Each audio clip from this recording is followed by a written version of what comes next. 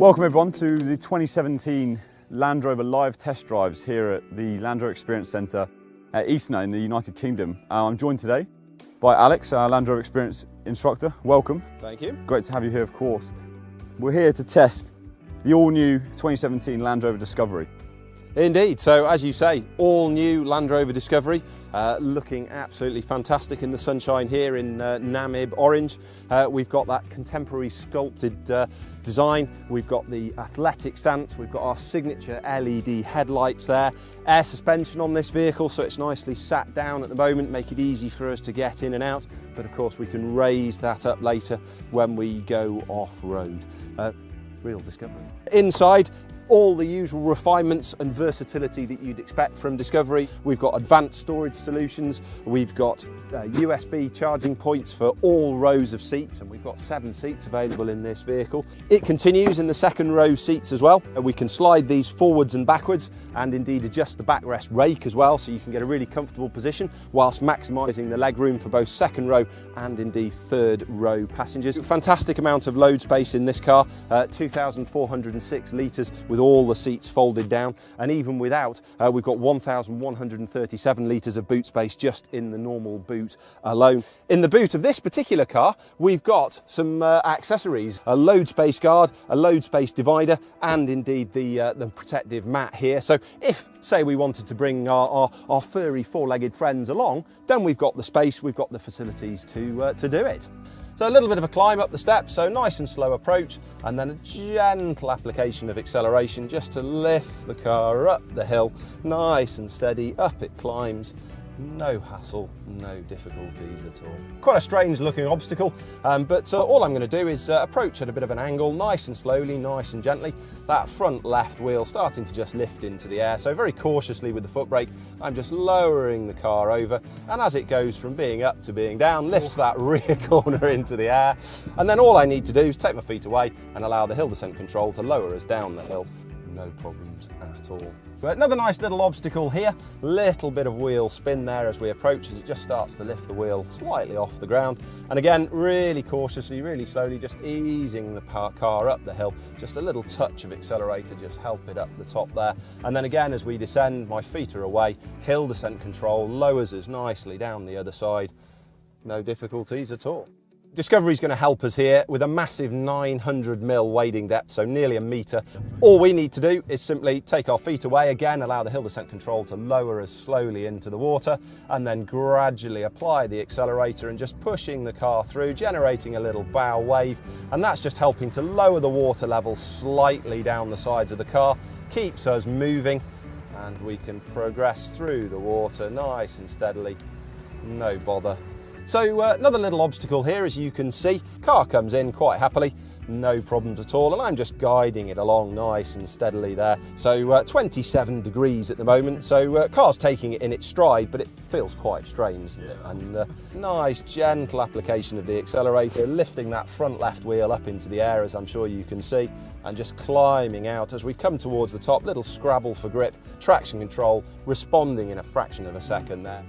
Little bit of an obstacle here in front. This is basically going to put one side of the car with very little grip, one side of the car with a lot more grip. So all I need to do is just guide it up nice and slowly. You can see lining it up on the rollers there with the camera. It makes my life really, really easy. And front wheel comes on, no real bother at all. As the back wheel comes on, you can see we experience a little bit of wheel slip as the car tries to work out where the grip is. All we need to do is apply a little bit of accelerator. The traction control systems realise that there's grip on the right, not so much on the left. Move the power gently across and forward we go. What are we getting ourselves into now? So we're heading straight down into the woods. I've got the hill descent control on, and all I need to do is take my feet away. The car just does a fantastic job of tackling the terrain, and all I'm doing is guiding it in the right direction. So we've got our 3-litre TD6 engine in this vehicle, 258 PS, 600 Newton meters of torque, and that's what really is going to help us in a scenario like this. We've also got 8-speed gearbox with a 2-speed transfer box. Effectively, that gives us 16 forward gears to allow us to control the vehicle over the terrain. And in first low range at the moment, as you can see, the car travels really slowly over the terrain. really nice and gently. I'm going to use the foot brake for this one really so that I can just show the car off a little.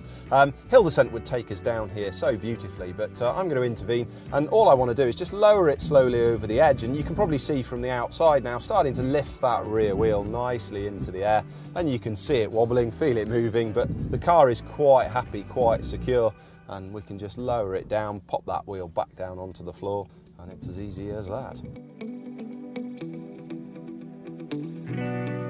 We're up in off-road height, so a huge amount of articulation, and you'll see on the outside as we clamber over some of the lumps and bumps, and you may well have seen it earlier as well, those wheels moving up and down, and again, I mean, it clambers up, keeping its wheels firmly on the ground, no difficulties at all. At the moment we've been in mud and ruts. I can dial it round to the rock crawl program. This will help us with control over these lumps and bumps. Again, hill descent control is going to play a really big part, but it now just lowers us down nice and slowly. Traction control system on the car complements that by monitoring each wheel individually and comparing it to the others. And if it sees a wheel spinning and excessively going fast, then it will use the anti-lock braking system to apply the brakes, slow the wheel down, and that in turn will help to balance the power. So the car is always aiming for 25% power at each wheel as we drive round. Look, Alex, we're here in a Land Rover.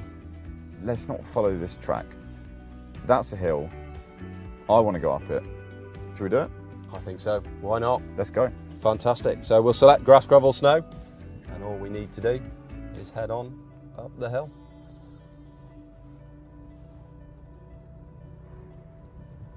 So coming back onto a much firmer surface now, we're still in a terrain response special program with suspension raised in low range, so we can reset the car back to more road-like settings. So suspension settles down to its normal road driving height. We're in high range, which allows us a little bit higher speeds, and throttle response and other responses are tuned now for a higher grip surface and more normal driving characteristics. So we've got a whole suite of sort of driver aids and safety aids on the vehicle, things like autonomous emergency braking, which is looking ahead and will apply the brakes if it senses a collision, help mitigate that collision, reduce the speed on impact. We've got things like advanced emergency brake assist, which will help us stop more quickly. If the car detects we're getting into trouble, then it will automatically prime the brakes. So when I apply the foot brake, the car stops quicker to help us again get away from the danger. We've also got useful features like the blind spot monitoring that's looking out to my left and right side blind spots, and if it sees something there, it will put a little symbol up in either the left or right mirror to warn me that there's something in my blind spot. And it now comes with assist as well, so if I'm travelling on the motorway and there is something in my blind spot, the car will gently try and stop me moving into the path of an oncoming vehicle. So it'll just increase the level of feedback on the steering wheel, so I'll find it not impossible but more difficult to turn, and therefore it should prompt me to have a quick look and realise that there's something in the blind spot before I make that manoeuvre. In conjunction with that, we've also got the lane keep assist, and it monitors the road for lane markings, and again it will gently apply little bits of steering to help keep us in the lane if we're losing concentration and wandering out of our lane, and just keeping us nice and safe and making sure we're not crossing into again the path of another oncoming car. So Alex, I think that's pretty much everything for today. I'd just like to thank everyone for joining us for the 2017 live test drive of the all-new Discovery here at the Land Rover Experience Centre in Eastnor. So thanks for watching. Do join us next week as we test the Range Rover Evoque in a bit more detail and be putting it through its paces both on and off-road. Thanks for now.